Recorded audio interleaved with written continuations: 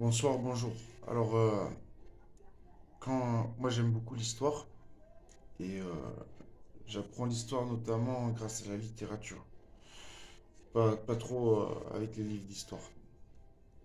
Et donc là, je voulais lire, c'est le chapitre 3 du livre 9e des Mémoires d'outre-tombe de Chateaubriand, un passage qui s'appelle Les orateurs.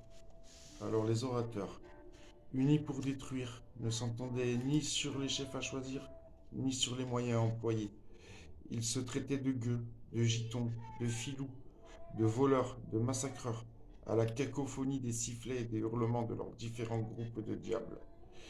Les métaphores étaient prises du matériel des meurtres, empruntées des objets les plus sales de tous les genres de voiries et de fumier, ou tirées des lieux consacrés au culte, aux prostitutions des hommes et des femmes. Les gestes rendaient les images sensibles. Tout était appelé par son nom, avec le cynisme des chiens, dans une pompe obscène et impie de jurements et de blasphèmes. Détruire et produire, mort et génération, on ne démêlait que cela à travers l'argot sauvage dont les oreilles étaient assourdies. Les harangueurs, à la voix grêle ou tonnante, avaient d'autres interrupteurs que leurs opposants. Les petites chouettes noires du cloître sans moine et du clocher sans cloche s'enjouissaient aux fenêtres brisées en espoir du butin. Elles interrompaient les discours. On les rappelait d'abord à l'ordre par le tintamarre de l'impuissante sonnette, mais ne cessant point leur criaillement, on leur tirait des coups de fusil pour leur faire silence. Elles tombaient, palpitantes, blessées et fatidiques, au milieu du pandémonium.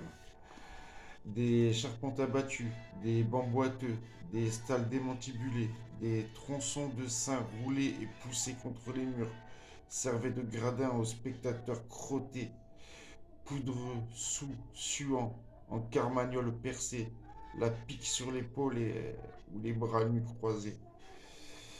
Les plus difformes de la bande obtenaient de préférence la parole.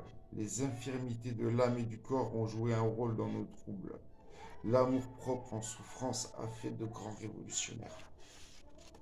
Voilà, François Renaud, Auguste de Chateaubriand dans ses mémoires d'outre-tombe qui sont fascinantes. Moi j'aime beaucoup. Vous aurez vu l'autocollant là-bas derrière, hein, je pense.